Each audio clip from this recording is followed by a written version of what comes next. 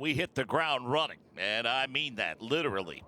Battery Tender Global MX-5 Cup gets this full day of racing started here at Portland International Raceway.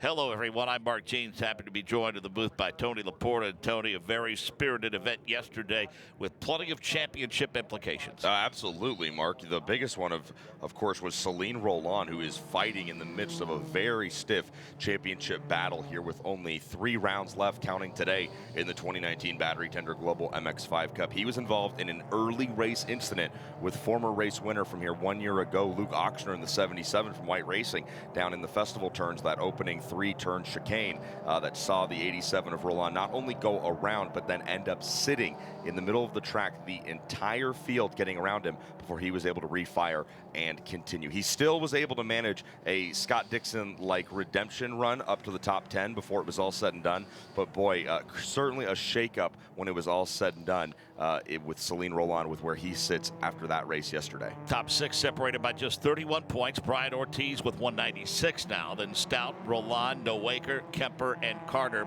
And how about the performance of Brian Ortiz yesterday?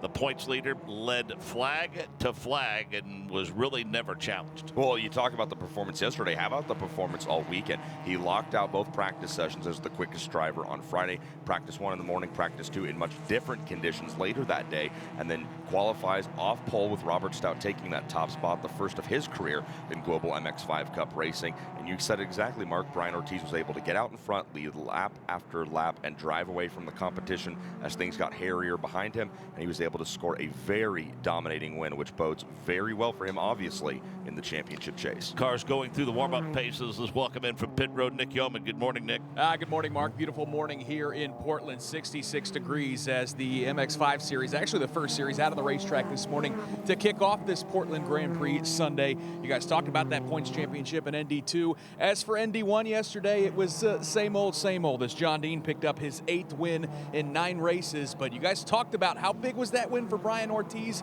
in in ND2. That points lead grew all the way to 14 over Robert Stout. It was 15 or 12 points separating the top 5 yesterday, so a little breathing room. We'll see what Ortiz can do coming from row number 2 today. Stout and Ortiz will start up front. Celine Roland and Gresham Wagner in row number 2. Michael Carter, Robert Nowaker, then Luke Ochsner and Greg Kemper in row 4.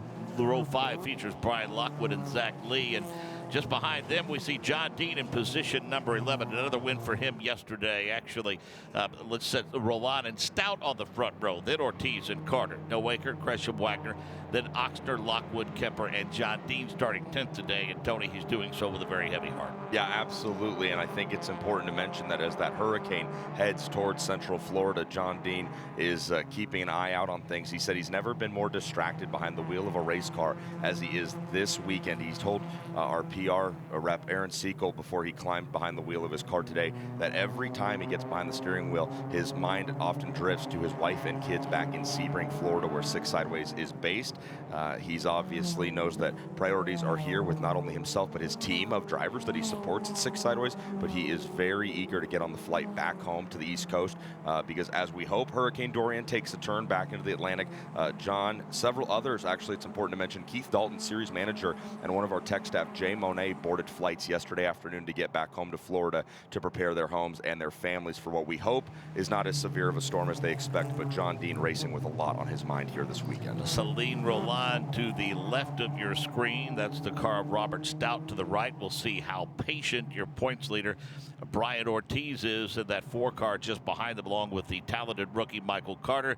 Nowaker, Gresham, Wagner among those starting up front. Again, this is a picture-perfect formation, as it always is, and then utter chaos ensues as they get to the green flag, which flies, and race number 2, the Battery Tender Global MX-5 Cup, is underway. And the usual drag race into turn 1. They fan out 4 wide to the back, and Tony, into turn number 2, they're staying door handle to door handle. Man, Robert Stout did not give Celine Roland an inch as he stayed right to Roland's left-hand side through the right-hander turn 1, then back to that quick left-hander in turn 2. But as the track works to its turn number 3, that right-hander Roland gets the benefit, and Stout drops back to second place. Behind him, Gresham Wagner and the 13 of Robert Nowaker. You'll remember they were involved in a pretty big dust-up yesterday. They started right next to each other, as it always seems to work out here in Global MX-5 Cup racing. The cars are repaired, but I don't think the egos have completely healed yet. Mo Murray from Mazda Motorsports joins us. A really good race yesterday, plenty of intrigue, and I think it appears as though just the sheer separation of the top six, as we said, 31 in points. I don't think we have a firm grasp on who your champion is going to be until we get to the season finale in a couple of weeks. No, in 3 weeks we'll go to WeatherTech Raceway Laguna Seca and decide this championship. Today's race is critically important to that, but if you look back across the last 3 races, so 2 at Mid-Ohio and 1 here yesterday, going into Mid-Ohio, Drake Kemper had two hands around the throat of the championship. It was his to lose. He had a terrible weekend in Mid-Ohio. Didn't feature in either of the races. He came here yesterday and ran at the front, but had a throttle sensor issue coming to the finish line and dropped way down the order. And frankly, that's taken him, if not out of the championship, it's made the championship a very steep hill for him to get up. Stout certainly the beneficiary of some of the issues yesterday, allowing him to improve a position in the championship. And Tony, he's just improved a position on the track after lap number 1. Yeah, Celine Roland did not seem to get a great run out of turn 12 down that long drag strip of a front straightaway, and Stout was able to just work his way. These cars are so much based on momentum, as Mo has talked about over the course of the season, and Stout kept that motor spooled up all the way down the front straightaway and just shoehorned his way right onto the inside of Celine Roland. He's out in front. So similar to yesterday, I talked to Celine Roland after yesterday's race, and that incident early in the race when he and Luke Oxner got together, talking with Celine about that incident, the genesis of that whole situation started coming off of that last turn. Celine dropped a tire off just like he did a lap ago, and when you lose the drive by getting even one wheel off the road coming onto a long straightaway, you get swallowed up by the cars behind you, and that puts you in the middle of that schmozzle when they get to the festival turns. So they got away with it this time, but same issue with Celine. He's struggling to get a good drive off of this set of turns they're in now, and that affects him by the time they get to the festival turns. So Tony, make a note of that. We've added schmozzle I like to that. a motorsports like term. Last big word I learned like right. that was mayonnaise. So Mo Murray, thank you for adding to the vernacular here as they go 3 wide headed toward turn number 1. Your points leader wants to try to get to the front. Brian Ortiz was all over the brakes getting into turn 10 at the end of the back straightaway, and Celine Roland hikes the left front BF Goodrich up in the air as they come to the opening chicane. Robert Stout, Brian Ortiz, and Celine Roland mixing it up very early in this one. Stout's going to get a little bit of help from the Copeland driver, Brian Ortiz. Stout now shows the rear bumper to Brian Ortiz and Celine Roland. Roland ends up losing 2 as Ortiz is able to get his way into the second position. I think this is the tempo we're going to see this entire race, Mark. Well, the rookie Michael Carter is got a catbird seat in this slugfest, and I thought maybe he was laying back a little bit, but as we say that, they start to head toward turn number 7. Look at him, Tony. He's tucked right up underneath the rear bumper of Celine Roland. And you've got almost a 7-car, nearly 10-car train up at the front of the pack right now. Don't forget Luke Oxner is rebounding after serving a drive-through penalty in yesterday's race for that contact with championship contender Celine Roland. So he's up at the front, and he is very hungry to get back to the top of the podium where he stood, scoring his first MX-5 Cup victory here 1 year ago in the Grand Prix of Portland. But Stout brings him through 10, 11, and he'll set up for that right-hander turn 12. That'll spin him back out onto the front straightaway. And boy, Brian Ortiz is right in the tire tracks of those BF Goodriches on the number 28 McCumbee McAleer Racing entry of Robert Stout. This is the kind of racing we are very used to seeing in Global MX-5 Cup. That orange car about 7 spots back to 43 of Brian Lockwood. Boy, he threw away an opportunity for a good finish late in the race yesterday. He did, and they were fighting handling in that car all day long yesterday, and Lockwood told me that he received, at least in his opinion, a little bit of assistance from the 28 of Robert Stout. Again, we're not officials, so we're not here to decide what happened yesterday, but Lockwood was very quick to show me images of the marks on his rear bodywork that he said were left by the 28 of Robert Stout. So Lockwood was fighting an ill-handling race car yesterday and claims that he had a bit of assistance from the 28 of Robert Stout, but that doesn't matter. That's round 9. This is round 10. He's out on track, and he's having the weekend of his life, Mark. He's been consistently in the top 10 all weekend, and he's given that orange car an absolute ride here in Portland. Gresham Wagner, Noah Waker, Michael Carter, all looking to get to the front. Stout, Ortiz, and Roland is where the battle ensues right now, although as we say that, Robert Stout starts to check out a little bit. And let's go back and talk about that outstanding rookie in the 08 car, Michael Carter and Mo Murray. This kid might have come into this series with as much promise in in as much of an expectation level as any rookie in quite some time. Well, he did. Michael is an outstanding young rookie. He's had a great season. He drives the Soul Red Mazda MX-5 in this series, and that's an indicator that he's our scholarship driver. He won the Mazda Club Racer Shootout, which basically funds a season him. He beat out several other drivers to win that shootout last December, and the prize for that is basically you get a season funded. And for the last 2 years, Michael Carter won it last December and has really parlayed that prize into something special this year. He hasn't won a race yet, but he's been climbing all over the front runners for pretty much every weekend. The guy to win the Club Racer Shootout 1 year prior to him, of course, was Celine Roland, who had an equally stunning year last year and parlayed that into Rookie of the Year honors, which comes with its own big prize, $75,000, and that's partly what's funding Celine's excellent championship run this year. You know, it's easy when the sun is shining as brightly as it is today to find the 99 of Drake Kemper, again, the guy we talked about that led the championship until that disastrous weekend in Mid-Ohio. He's engaged in a pretty good battle with Luke Oxner, the 77, just in front of him. You said accurately so that Oxner looking for a little bit of redemption this weekend as all try to track down Lockwood and stay with that lead draft. Well, Luke Oxner's looking for redemption after that drive-through penalty yesterday. Drake Kemper is looking for redemption after his miserable weekend in Lexington just about a month ago at the Mid-Ohio Sports Car Course. So those guys are locked in a good battle, and there it is right there. That's Brian Lockwood in the 43. Oxner dirt tracking it on the outside. He's actually going to take the high line through 11 and 12. He's able to clear Lockwood for a position, and then Drake Kemper, as you said, Mark, it's pretty hard. You got to close your eyes and cover them with both hands to miss that reflective Lemons of Love number 99. They want to take a look at making it 3 wide as they battle for the lead down into 1. Celine Roland is going to pretty handedly show the rear bumper to Robert Stout. And Stout, Ortiz, these guys have just been so consistently fast all weekend, and a lot of that, Mark, goes into the setup that these teams do to the cars back in the pit area. As Mo talked about, there's not a ton of adjustability built into these race cars thanks to the stock nature of them that long road racing builds, but it's really interesting. Whether you're in an Indy car, an Indy Lights, Road to Indy car, heck, even a stadium super truck, Portland International Raceway features a really unique situation, which is a lot of right-hand turns. In fact, I even saw it yesterday on Schmidt-Peterson's Instagram story. They featured one of the team's engineers talking about the challenges of setting up a race car for a predominantly right-handed turn track like we have in Portland. And these MX-5 Cup teams have the exact same issue. They've got to find a way to get crossway into the right side of that car to make it as fast as possible through the fast, through the slow right-handers here. This back straightaway, we're watching Drake Kemper, Luke Oxner run down right now. It bends, it twists a little bit.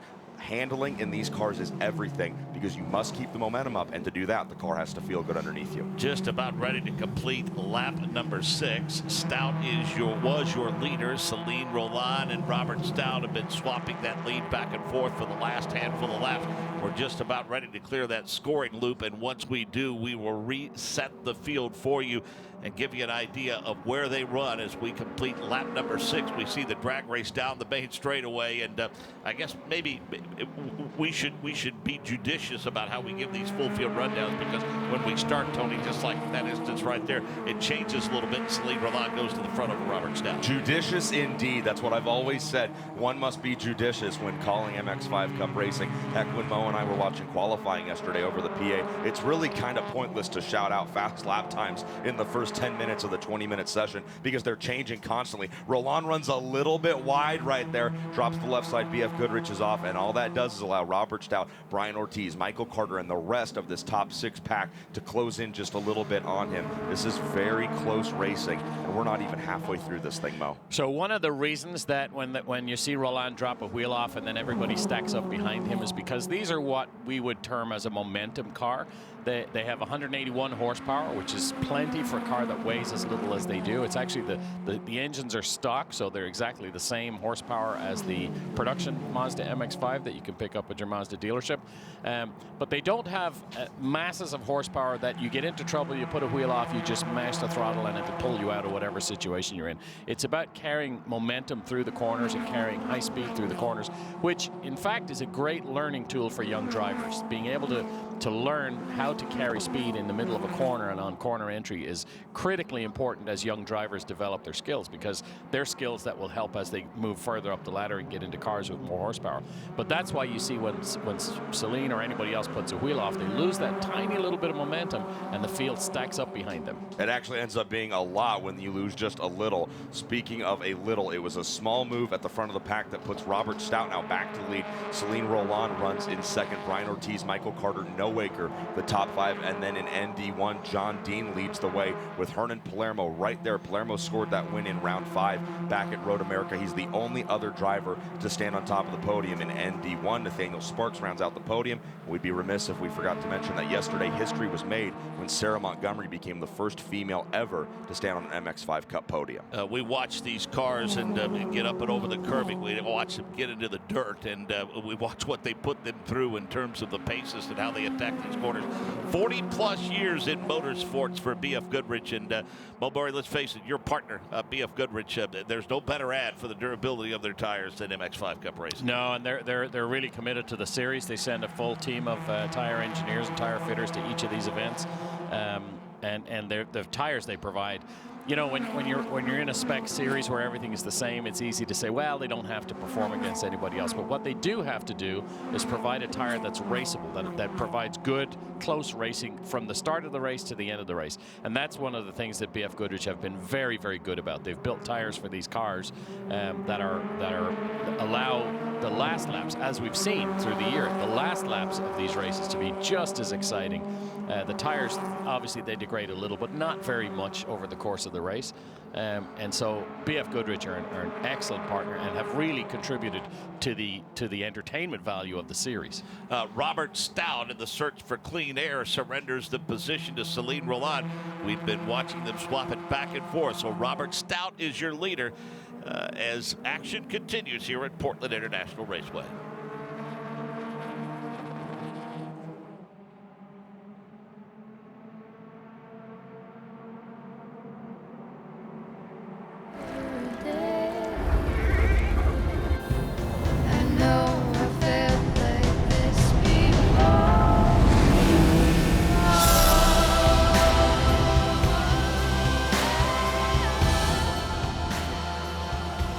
Experience the reimagined Mazda 3. Your vehicle's battery is probably the last thing on your mind. Until it isn't. When a vehicle isn't used regularly, or a battery is disconnected, the battery will lose up to 1% of its charge every day, eventually leaving you with a dead battery. Battery Tender's smart chargers monitor, charge, and maintain the batteries of your non-daily drivers and ensure your vehicles are ready to go whenever you are. Visit batterytender.com to select a smart charger that is right for you. And Nick Yeoman, troubles for Drake Kemper, one of the championship contenders. Yeah, Mark, we're heading down to pit entrance. That car slowed extremely fast right at the end, right to the middle of the front straightaway. He shut the engine off and pulled a hard right off the racetrack. We'll see what's up with that race car, but one of our championship contenders has parked it right at the exit of the pit lane, and now he'll be hopping out of that car here momentarily. So another bad weekend for Drake Kemper. Do not tell Robert Stout and Celine Roland, Tony, that there are 30 minutes remaining in this race. They're racing every lap like it's the last lap. You know, I wouldn't tell them that, Mark, because when we watch these exciting races like this, they fly by. You say 30 minutes now, but in 5 minutes it's going to be over, or at least it's going to feel like it. Stout and Celine Roland continue to go door handle to door handle through the back straightaway, out of 10 now through 11 and 12. Brian Ortiz and Roland literally lean on each other through that final corner, and I think it's important to mention something we brought up yesterday, Mark. If you've taken a lap around this track as Roland swings wide to the inside, trying to set up Stout for a pass as they head to one, this track at PIR is so narrow. There is not any room for mistakes. Celine Roland is going to clear the two drivers he was working on as he takes over the top spot, and it's a two-position swing as he brings Ortiz with him. Stout now back to third, and we've got a great schmozzle, as Mo Murray would say, for the fourth position. That's Robert Nowaker, Gresham Wagner, and Michael Carter getting a little side-by-side. Let's go back to pit road. Nick Yeoman. It was a bizarre situation for one of our championship contenders, Drake Kemper. We saw you pull off the racetrack right near pit entrance or at pit exit. What happened? Yeah, it hasn't been our weekend, to be honest. Lost the transmission during qualifying, then had a little bit of a mix-up on how much fuel we needed during the race yesterday, and I just lost the transmission again on the front straight. Figured I'd get out of everyone's way and let them stay racing green, because we were catching them for sure, and I didn't want that to hinder Luke at all. But it's going to be quite the finish, I think, on this one. How frustrating is it? I mean, this is motorsports. Things started so good for you early on. Boy, it seems like the second half of the season is it's been a roller coaster. I've led the championship every single season that I've done MX-5 Cup, so at this point I'm just kind of used to it. Wasn't our season, but if we could always run the perfect race season, well, I'd be Lewis Hamilton. That's true. Nice job by Drake Kemper, though, so far.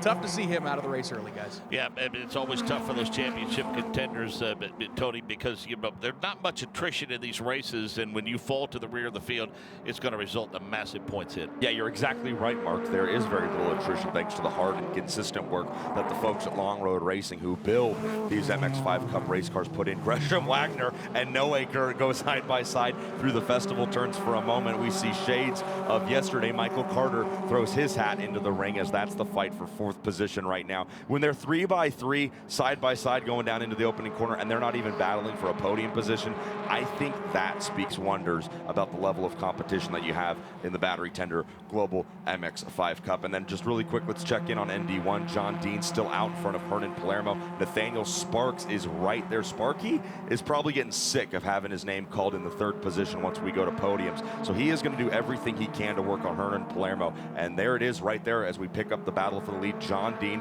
Hernan Palermo, and Nathaniel Sparks. Those are your top three in ND1. Right there, they're all over each other. Sparks drops the left sides coming out of the seventh corner right there before they get onto the back straightaway. But a very close battle. This is one of the closer ND1 podiums we've seen all season.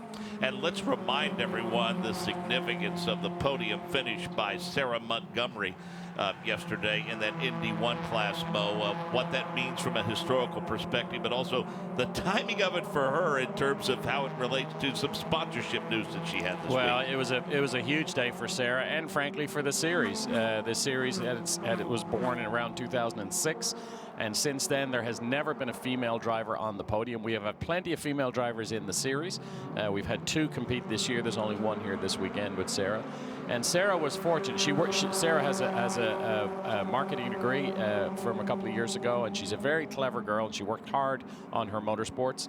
And what Sarah has been able to do is bring new sponsorship to the series and to her team. So this weekend, they debuted a new sponsor on the car, Team One Logistics, a logistics company primarily in the oil and gas business.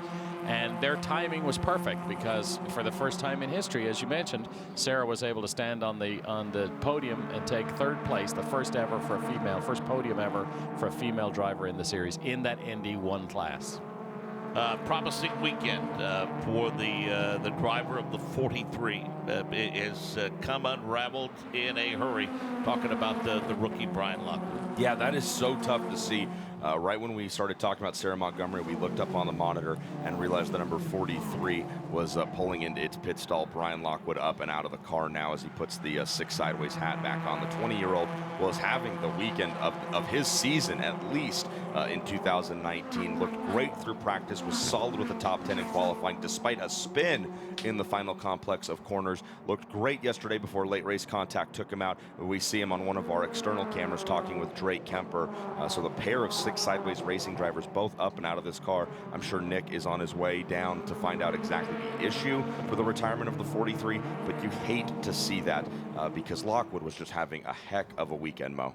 So as we wait for Nick to get down there, let's leave a shout out to Drake Kemper, one of the great characters in the series. Drake, as a child, was a fairly prominent child actor. And had a great career as an actor, and then discovered auto racing. He races a car that he won in a raffle. He won in the Lemons of Love raffle. We've talked about that before. It originally was an ND1 that was converted to an ND2. He's a front runner all the time, and unfortunately this year it looks like his championship hopes have evaporated once again. Nick Yeoman. Well, what a promising weekend it looked like for Brian Lockwood from Tallahassee, Florida, running up front yesterday. Obviously had the incident at the end of the race. What put you out of the race today? Well, we just lost fourth gear. I was having trouble shifting all race, which is why I was starting to fall back, and then we just lost the transmission, so had to retire, unfortunately. despite the issues, though, you still take some positives out of this weekend because you looked really strong yesterday. Absolutely, and I have so many people to thank for that. You know, Six Sideways has been helping me so much, getting me up to speed, especially with my low amount of experience. You know, I'm really proud to be running up front here, and you know, thanks to Mazda for helping keep me running when I was having some trouble, and also to Long Road Racing. I mean, I have so much support in this series. You know, even though I'm having bad luck, it's fantastic. I was going to say, the box score may not show it at the end of the weekend, guys, but Brian Lockwood was very strong in that bright orange car this weekend. Front three starting to gain some measure of separation now. That's Celine Roland, Brian Ortiz, and Robert Stout. Ortiz, for a handful of laps, very patient in allowing Stout and Roland to slug it out. But about a lap and a half ago, took full advantage, Tony, of the opportunity to grab that next spot in that three-car battle. And again, they've been primarily nose to tail. I think the guy that's probably getting the best education would be Michael Carter, because he's tucked right in behind that threesome, and he's been able to I think, learn quite a bit as to how to attack a racetrack when you're in a three-car battle. Absolutely, Mark, because you've got Robert Stout and Brian Ortiz, who have, between the two of them, at least 6 years in the Battery Tender Global MX-5 Cup. And then when you add in the year and a half that Celine Roland, who our leader, has, you know, Michael Carter is sitting there and watching almost 10 years of experience battle right up in front of him. And you talked about how the top three had this big lead just about a lap and a half ago. I mean, well, gee whiz, look, they're trying everything they can to give that lead away, because one lap ago when they came down the front straightaway where they find themselves once again, boy, Roland and Ortiz took it all the way down to the pit lane wall as they were battling for the lead. Roland knows Ortiz is there, so he's going to make him work for it. That's why Roland moves about a lane and a half to the inside for corner entry, and we all know that's going to hurt him a little bit on exit, but this chicane right here bunches everybody up so much. I don't think it's a big loss for Roland to kind of skirt his entry in a little bit to keep second place Brian Ortiz behind him. But yeah, amazing racing right here in the top three. They're being patient right now as we see 22 minutes still to go in this race. That sounds like a lot, but it's going to go by very fast. It's 2-3 packs of cars right there. Roland, Ortiz, and Stout the front three, and then there goes Michael Carter, Robert Noaker, and Gresham Wagner in the number 5. So very close racing right now, sprinkled all throughout the top 10. Dean Palermo and Sparks, the top three in the ND1 class. The dominance continues for John Dean and Mo. Just the camera shot that we have of the top 5, I think particularly pleasing to everyone associated with this series, because as Tony referenced, you've got some drivers there with 6 years of experience, but yet you got a couple of 14, 15-year-olds who are slugging it out in the top 5 behind them. Absolutely, and Robert Noaker in the 5th place right now as a 15-year-old. He won a race in this series last year as a 14-year-old, and certainly shows that if you have the talent, age is not really a factor if you can get to this series. As a driver development series, that's great news. But if you look, we have 8 cars now in this lead pack, and it can go down to anybody. I was watching the laps earlier, and I thought, well, you know, Brian Ortiz is leading the points. Is he really going to push all that hard? But frankly, the top 3 are all championship contenders. Every position counts now, so they're going to be working hard to get to the front here as we look at the second half of this race. You know, I think Road America was the last time we really spent a lot of time talking about, I think, one of the great programs in all of motorsports, and we've referenced it a couple of times already this race, but let's go back and revisit the specifics, tell folks more about the outstanding program known as Lemons of Love. So Lemons of Love is a charity that this series has sort of adopted as their own charity. A lady named Jill Swanson, a cancer survivor herself, created this to provide care packages to families and patients of people going through chemotherapy. It's a very noble charity, and one of the ways they chose to raise funds was to buy an MX-5 Cup car each year and raffle it off. Tickets are $100, and you can win a $70,000 ready-to-go race car if you're the lucky winner. Drake Kemper won the first year they did that, and the car that he just retired from the race is the original ND1 car that was converted to ND2 spec. This year, Mitch Bender, a grassroots racer, family of grassroots racers from the Midwest, Danny Bender, his son, has been in this series in the car that he won. And so they're going into now, I think, their 4th year. They'll do the raffle again this year. That was just recently announced. Lemons of Love is a favorite charity for everybody in this paddock because, unfortunately, cancer is a disease that has touched pretty much everybody in this paddock, particularly our mothers and our sisters and our daughters. And so it's a noble charity, and it's something that we love being involved with. And we had a big reception for the Lemons of Love folks at Road America, and we continue to enjoy our relationship with them. lemonsoflove.org, I believe, is the website, if anyone wants to learn a little more. 20 minutes to go, and look who's gone to P1, your points leader, looking to sweep the weekend. Apologies. Brian Ortiz has just been solid here in Portland, Oregon. Through the practice sessions, he was very, very fast. Then he goes and puts it P2 in qualifying, just because Robert Stout was just a tick quicker than him in the 20-minute time to session early yesterday morning. But Ortiz is just having a lights-out weekend. And when it comes to winning a championship, whether it's in the NTT IndyCar Series or here in the Battery Tender Global MX-5 Cup, that's what you must do. You said it yesterday, Mark. If you win the races and lead laps, well, the points will take care of themselves. And Ortiz has been both consistently there on the podium, and he has been there on top of it when it matters most, like this weekend here in Portland. Michael Carter is the one that I continue to find interesting in this battle. I mean, he has let the top three, Ortiz, Roland, and Stout, all take turns to the point. He's been riding along patiently. Now, mind you, he looks up at his mirrors, and he's aware of who and what's behind him in Nowaker and Wagner, and the last car of that train, the 49 of Peter Enzer. Luke Oxner trying to keep pace with all of that. But I think Carter may kind of mix it up a little bit over the last couple of laps before long. I'll tell you what, Michael Carter is showing the patience and the wherewithal of a driver that is not competing in his 5th professional weekend of motorsports. This kid is cool, calm every time he gets out of the car. I'm not even sure Michael Carter sweats every time I see him after the race is over, whether he's been involved in one of his several dust-ups with Celine Roland or he finishes on the podium like he did here yesterday. He always pops that helmet off and has a big smile on his face, and he, no matter what the issue is, good or bad, he always says and brings up how grateful and how happy he is to be racing on a Mazda scholarship here in the Global MX-5 Cup. So yes, Michael Carter is right there. He's working on the back bumper of Robert Stout right now. He's already had several podiums. Can he score a win before the season ends? 18 minutes to go. Roland, Ortiz, Stout, Carter, Nowaker, Wagner, Enzer, and Oxner. That's going to change before long, most assuredly. That's how they run in Indy 2 and Indy 1. John Dean, Hernan Palermo, Nathaniel Sparks, the top three here at Portland International Raceway.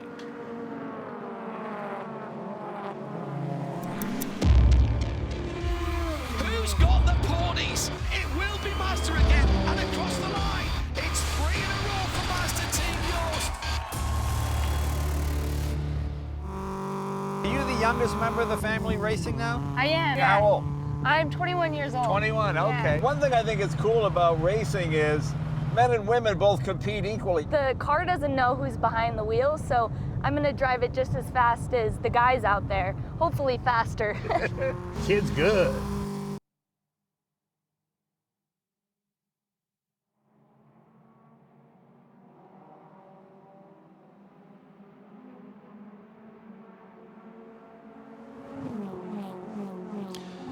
Well, we had the opportunity to visit with Lottie Unser in the broadcast booth at Road America, and what a tremendous ambassador already she is for the sport. I mean, the obvious name recognition is going to people set up and take notice. And, you know, we saw her in a car earlier this year, and we'll talk more about her appearance on Jay Leno's Garage coming up very, very shortly. But first, let's talk about the decision that she made in terms of stepping out of the race car and focusing on 2020.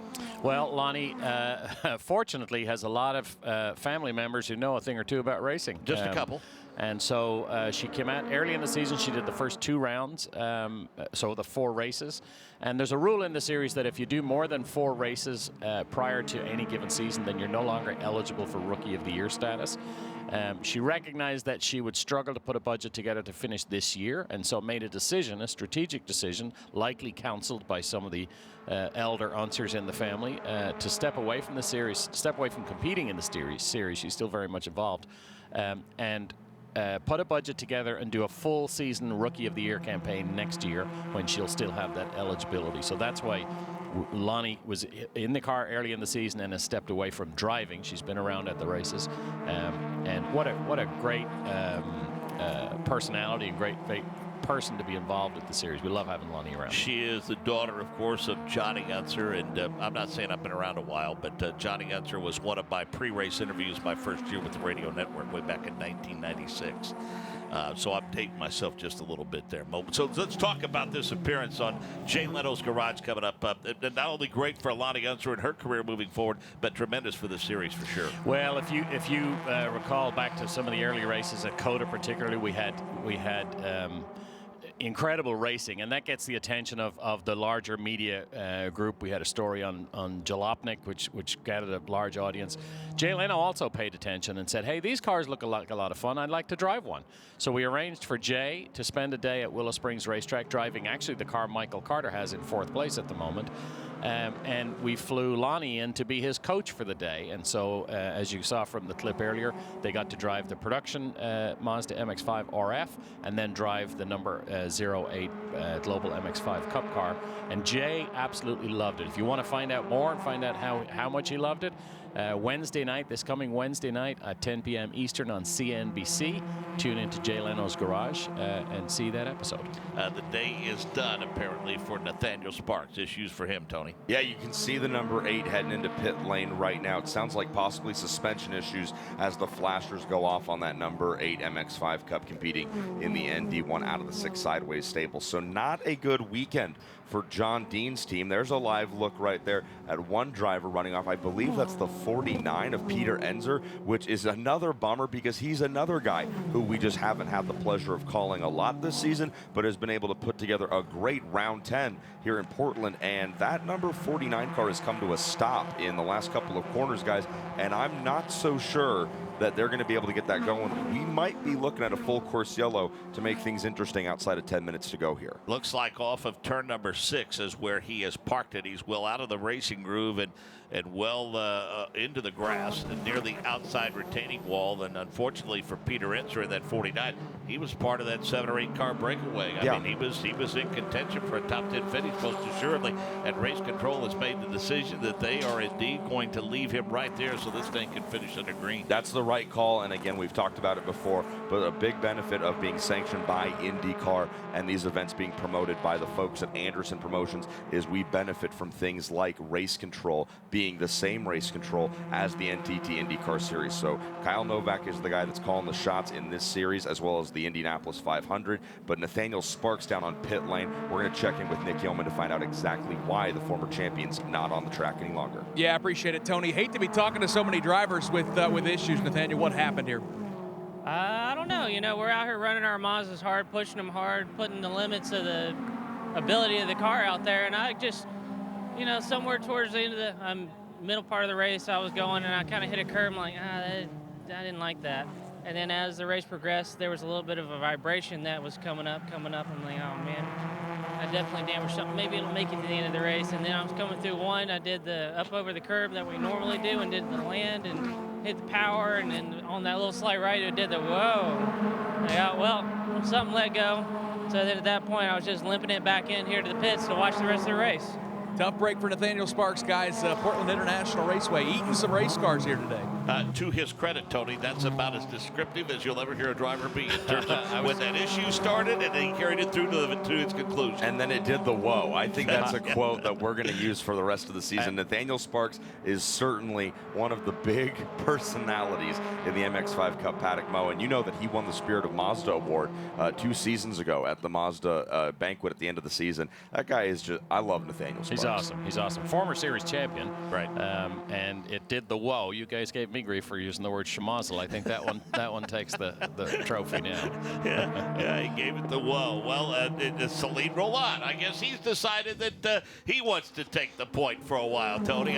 This thing's far from being decided. I mean, Ortiz was at the front, and we thought he might pull away a bit like he did yesterday, but nothing doing. Look at Robert Stout tucked to the inside while Ortiz goes to the high side, tucks right in behind Roland, and that opens the door for Michael Carter to the bottom of the racetrack. Man, you know, the back straightaway here at PIR is not exactly the concrete canyon that we see on the backside at Road America, but it's real narrow, and there's concrete on both sides of you flying down the back straightaway here. So when Robert Stout sticks that nose right to the inside of our race leader, Celine Roland, and they edge right inches from the concrete and inches from each other's bumpers, it gets me paying attention, that's for sure. Roland is trying to defend down to the inside, but Stout has drafting help in the form of point leader Brian Ortiz right behind him. They clobber that inside curbing through one. Now they throw it back to the left into Stout, and Ortiz are all over the back bumper of Celine Roland. And it's important to note that while Nick was speaking to Nathaniel Sparks, we saw Roland fly and more really slide through turn 12. His hands were working, and I'll tell you what, guys, these BF Goodriches hold on for a very long time,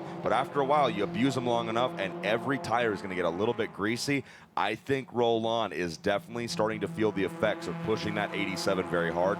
I'm not saying they're gone yet, but those tires are definitely starting to scream a little bit underneath the 87. Under 10 minutes to go. Roland, Stout, Ortiz, Carter, Nowaker. Thought Gresham Wagner was losing that lead draft a little bit, but he's able to tuck back up behind Robert Nowaker.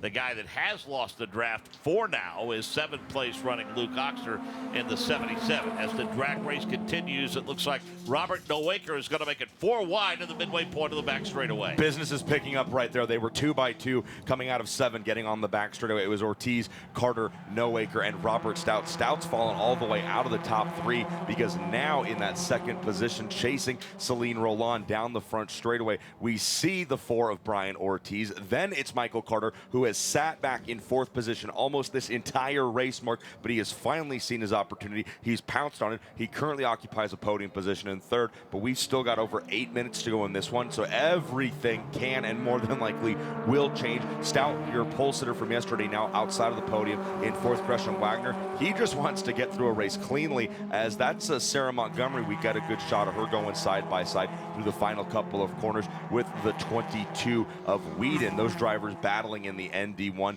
because right now Montgomery is a benefactor of Nathaniel Sparks' poor mechanical luck.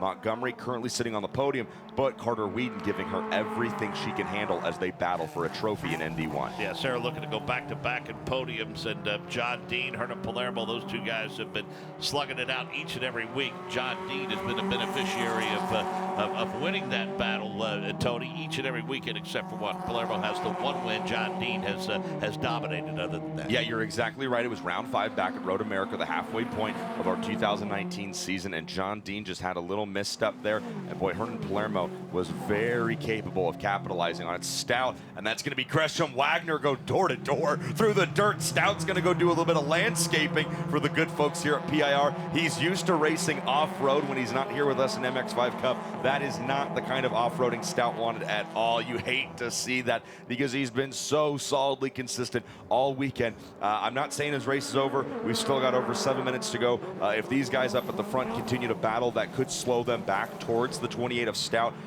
Don't count on it. They really know what they're doing up at the front right now and hitting their marks. Great shot right there through turn 1 as Roland was sawing on the steering wheel. But boy, Mo, things are heating up as always. And there's a great shot again of the podium battle with Sarah Montgomery and Whedon here in ND1. Tony, one thing to watch out for, due to the very, very close nature of this competition, if you look at Celine Roland's car, his right side mirror has been hit and turned in. Now, I'm not sure Celine is a guy who spends a lot of time looking in his mirrors, but as this battle comes down to the final few minutes here, his mirrors are going to get full, and at least on the right side, he's not going to be able to see what's going on behind him. Hopefully, he can drive through that and keep focusing forward. No worries right now for Roland as he enjoys a bit of a comfortable advantage now. It's Brian Ortiz and Michael Carter, and with the issues now that Robert Stout has had, dropping him a little bit farther back of the pack, he trailed Ortiz by 14 points. So now you got to wonder, with Stout dropping back to 6th, if Ortiz is aware of that and maybe doesn't force the issue. I mean, he'll take the point if he gets the chance to, but now, let's face it, it's risk versus reward, I think, for him with time winding down. I think you guys would agree that racing, no matter what level it is certainly can be considered in large part risk management, no matter what you're doing, where you're at. And so you got to believe that Ortiz is being made aware of the situation,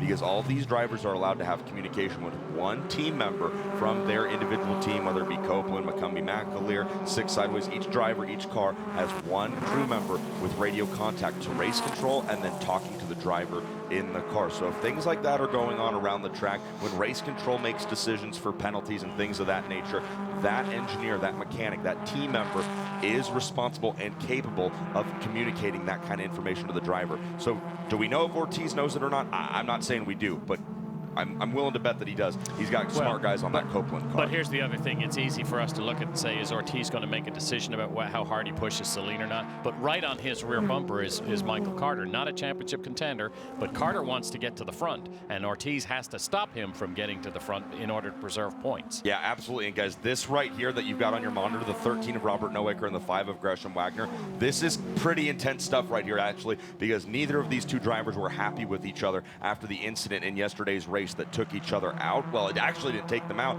It caused pretty heavy damage to both cars, took them off of any chance of finishing on the podium.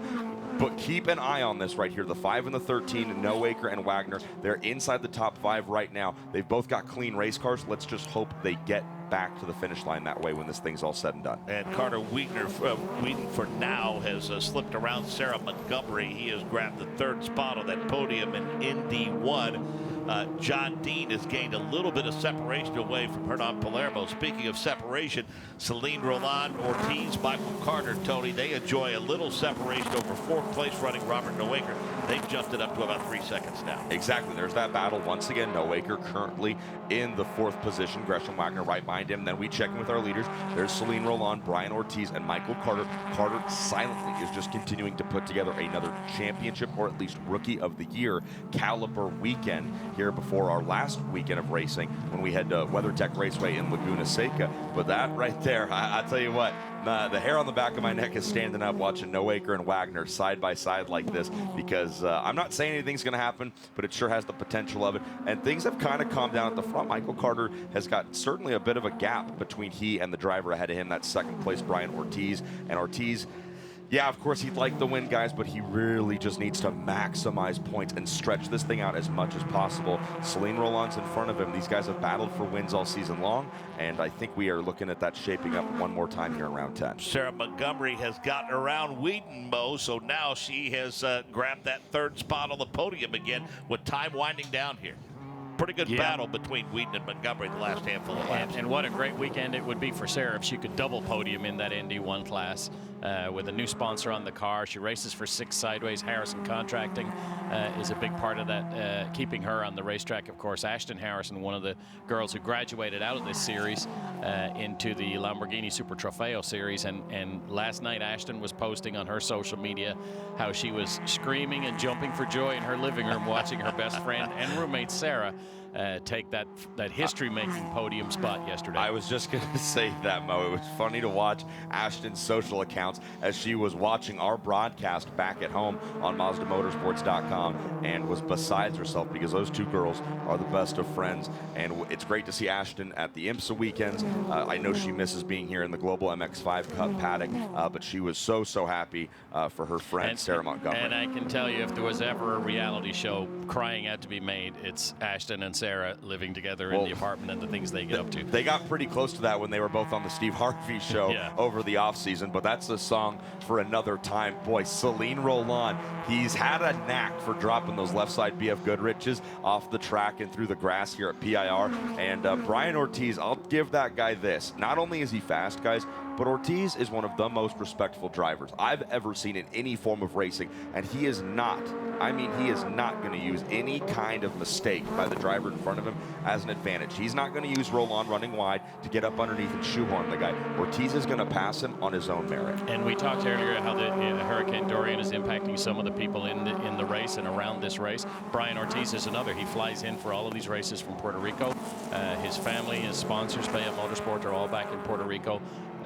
Perhaps not watching our race today because they have bigger things to deal with. Thankfully, the island missed a direct hit, and we wish all of our friends in Puerto Rico the very best. So we'll get the white flag next time by. Celine Roland, Ortiz, they are slugging it out. And Michael Carter, the interested spectator, we said about 6 laps ago that Carter might be the one to watch. He probably has run the most patient race of any driver in this field today. I mean, there were 3 cars in front of him. He ran along in 4th position, seemed very, very comfortable there. And it just looks like that he's waiting for this white flag lap for an opportunity to get up there and really slug it out with Roland and Ortiz. We'll find out if that is indeed the case. They'll come off of turn 12 and head toward the start-finish line, and they'll see the white flag this time by. I think that's the perfect way to describe Michael Carter today, Mark, is that he has driven the most patient race out of anybody we've seen. And this kid, like I said, he is just so calm, so cool. The Georgia driver is just about as cool of a customer as you could get in this MX-5 Cup Series. He knows what he has to do. He's got it right in front of him. Celine Roland is slipping and sliding all around this track. He's heated those BFGs up all the way. He's not high on grip right now. Brian Ortiz knows that. He is going to do everything he can to make something happen, but Michael Carter is in the catbird seat, because if you're Ortiz, Mark, you can't push too hard. You've got to be careful with Carter behind you. Stout, he's in the worst position. He's got to play 100% defense, but it's Carter who can go on full attack mode right now. So in D1, Sarah Montgomery continues to lead Wheaton. That is the 3rd position in D1. John Dean has the advantage over Hernan Palermo. That's turned into a little better battle than we thought after Palermo was able to work his way around Hall. So leaders going into the final stages of this one with Celine Roland leading Brian Ortiz. Michael Carter lying in wait as they head toward turn number 9. Nobody jumps out of line. The front 3, plenty of separation. Single file towards the final couple of turns. Take him home, Tony Laporta. Man, Ortiz got on the brakes so big right there into turn 9. That car was so sideways, and it gave Celine Roland the breathing room he needed. Roland's going to come off the final corner. He's going to score the win here in round 10 of the Battery Tender Global MX-5 Cup. Roland goes back-to-back in Portland with race victories, and Ortiz miraculously looks like he's going to be able to stay alive after a huge moment under braking at the end of the back straightaway. That car was so sideways, but he comes home second. Michael Carter rounds out your top 3. I have no idea how Brian Ortiz saved that. That has to be the save of the race. Hopefully we'll get another look at that. So Brian Ortiz with a huge points haul this weekend. He grabs the win yesterday, comes back to finish 2nd today. Barely after that spirited attack into the final couple of turns. And talking about big rebounds, Celine Roland, with the struggles that he had yesterday, had to come all the way from the rear of the field to finish in the top 10. He grabs it, and now a pretty good battle to the start-finish line in that 3rd spot for the podium in D1. Sarah Montgomery has fought all race long with the 22 of Wheaton. John Dean's picked up the win, and Montgomery is going to go back-to-back in podium finishes here in Portland. She does it for the girls. That's 2 trips to the podium, the first time that's ever happened for a young woman here in MX-5 Cup racing. Dean is your winner. Palermo comes home second, and Montgomery holds off a very fast Wheaton to stand on the ND1 podium in 3rd place. We will hear from the winners when we come back to Portland International Raceway. Who's got the ponies? It will be Mazda again, and across the line, it's 3 in a row for Mazda Team Yours.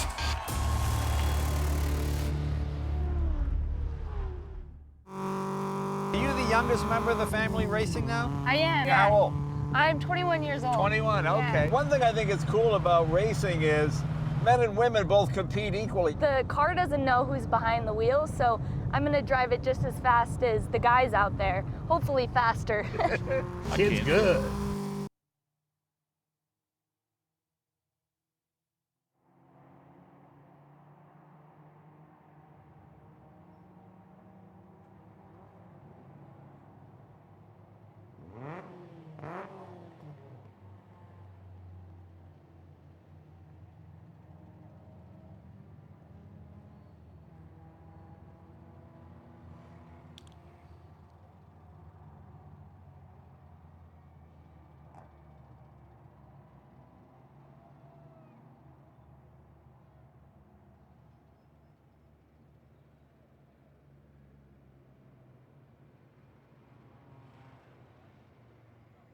Ryan Hall, good job.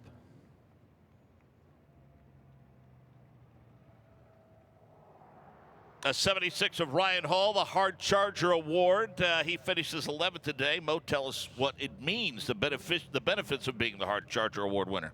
Well, one of the great things about our friends at Battery Tender, who make all kinds of battery care and charging products, perhaps the best in the business, With them being our title sponsor, they've come up with some very innovative ways to support these teams and drivers, and one of those is the Hard Charger Award, which goes to the driver and team who passed the most cars during the race. Number 76, Ryan Hall from the Basine Hall team, is the winner this week.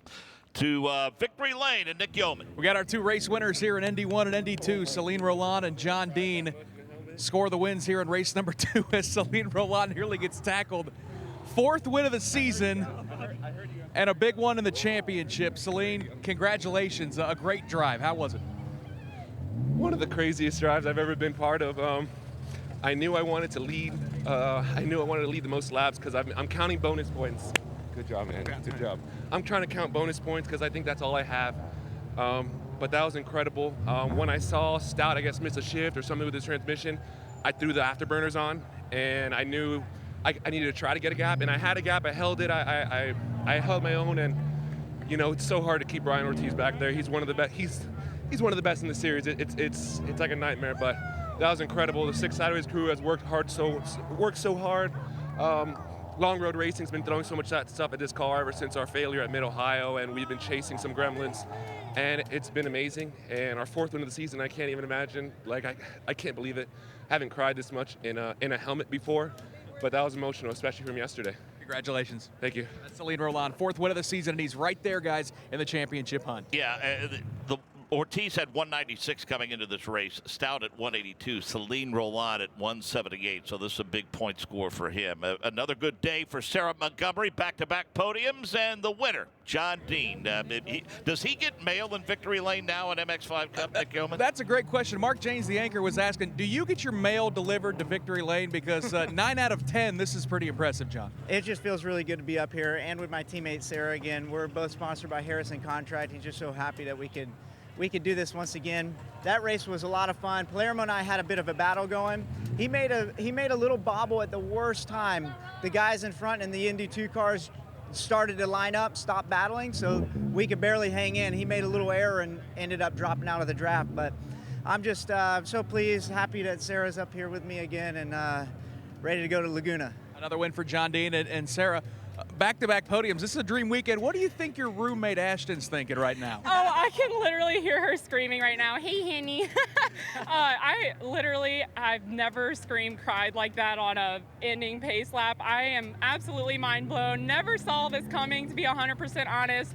I had a great race with Carter at the last few, basically half the race, and he drove me completely clean, and I am just so thrilled with how that went, and another P3 for me, so I am not complaining at all. Mark, guys, a fantastic weekend for 6 Sideways. Good stuff. Thanks to Tony Laporta. Mulberry, thanks as always.